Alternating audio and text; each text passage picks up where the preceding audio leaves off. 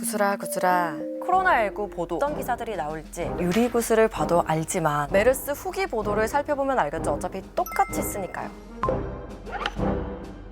지금까지 코로나19와 관련한 엄청나게 많은 기사들 다들 잘 지켜보고 계시죠? 사실 저는 앞으로 이 상황이 어떻게 전개될지 다 알고 있습니다. 코로나가 언제 잠잠해질지는 알 수가 없지만 앞으로 어떤 보도가 나올지는 알고 있어요. 어떻게 아냐고요? 수리수리 마수리. 얘를 들여다보면 알 수 있습니다. 감염병 사태는 이번이 처음이 아니죠. 코로나19 이전 가장 최근에는 메르스, 중동호흡기 증후군이 있었습니다. 오늘은 이 메르스와 코로나19를 비교해 볼 건데요. 왜 비교하는지는 조금 이따가 알려드리겠습니다. 메르스는 당시 국내 확진자가 186명에 사망자는 39명이었습니다. 반면에 코로나19는 3월 11일 기준으로 국내에 확진자가 7,700여 명이고 사망자는 60명인데요. 지금까지 추세를 살펴봤을 때 치사율, 확진자 대비 사망자의 비율은 메르스가 코로나19보다 훨씬 높습니다. 메르스는 걸린 사람 5명 중에 1명이 사망한 수준이니까요. 코로나19는 지금까지는 치사율이 훨씬 낮습니다. 앞으로의 상황은 지켜봐야겠지만요. 전염 속도는 메르스보다 코로나19가 훨씬 빠릅니다. 확진자 수만 봐도 아시겠죠? 메르스는 사실 전염력이 강하진 않아요. 보통 다 병원에서 집단 발병을 했는데 병원에서 바이러스 검사를 할 때 폐 안쪽에 있는 가래를 끄집어내는 과정에서 전파가 많이 됐습니다. 반면에 코로나19 다들 아시잖아요. 어떤 곳에 있든 간에 감염자랑 접촉만 해도 정말 다양한 감염 경로가 열리게 됩니다. 메르스와 코로나19 둘 다 박쥐에서 출발한 코로나 바이러스다라는 공통점은 있는데 치사율, 전염 속도, 퍼지는 상황까지 정말 다른 바이러스들이에요. 그런데 이상한 점이 있습니다. 메르스 당시 기사들과 코로나19 지금의 기사들이 너무 비슷해요.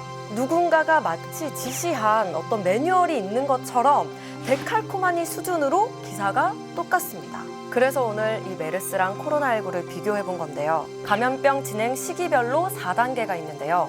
이 단계별로 과연 얼마나 비슷하게 보도했는지 한번 살펴보겠습니다.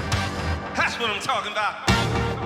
1단계 감염병 초기 무엇보다 동물에 집중합니다. 메르스 때는 낙타가 공격의 대상이었어요. 박쥐에서 낙타로, 낙타에서 사람으로 메르스가 옮겨졌다는 사실이 드러나자마자 낙타와 접촉하지 말아라, 낙타 고기를 먹지 마라, 낙타유를 마시지 마라 이런 보도들이 쏟아집니다. 국내에서 사실은 낙타를 실제로 접촉할 일은 많이 없잖아요. 그런데 실질적인 예방책은 없고 낙타만 콕 집어서 이야기를 했습니다. 지금도 별반 다르지 않죠. 메르스 때 낙타 먹으면 안 된다라고 말한 것처럼 코로나19에서도 박쥐 먹으면 안 된다라고 말하고 싶은가 봐요. 그래서 코로나19 초기 때는 박쥐를 먹는 식문화가 있는 나라들을 소개하고 혐오적인 단어들을 쏟아냈습니다. 다 기억하시죠? 2단계 감염병 확산기, 슈퍼 전파자에 주목합니다. 슈퍼 전파자란 바이러스를 여러 명에게 감염시킨 확진자를 부르는 용어인데요. 땡땡번 확진자 슈퍼 전파자라는 보도가 나가면 어떨까요? 그 바이러스가 어떤 경로로 어떤 상황에서 감염됐는지 그런 사실 확인 전에 그 사람에 대한 부정적인 낙인이 찍히고 마치 이 사람이 일부러 사람들에게 옮긴 것처럼 가해자처럼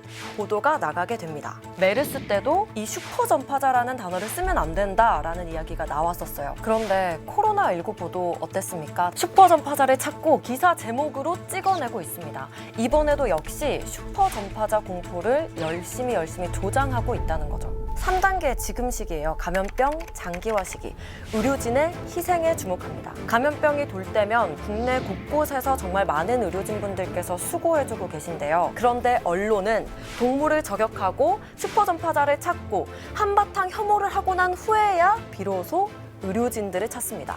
의료진 힘내세요. 현장에서 고군분투. 물론 의료진이 고생하는 만큼 그것이 보도를 통해서 널리 알려지고 국민들이 그들을 응원할 수 있다면 정말 좋겠죠. 근데 문제는 그 현장을 단순히 전달해서 감동 스토리 만드는 데만 집중하고 있다는 겁니다. 의료진에게 무엇이 필요한지 또 구조적으로는 어떤 결함이 있는지 이런 문제는 전혀 짚지 않고 있어요. 메르스 당시와 지금 코로나19 당시 메르스랑 코로나19라는 단어만 가리면 언제 나온 기사인지도 모르게 정말 똑같습니다. 단어 사용 패턴까지도요.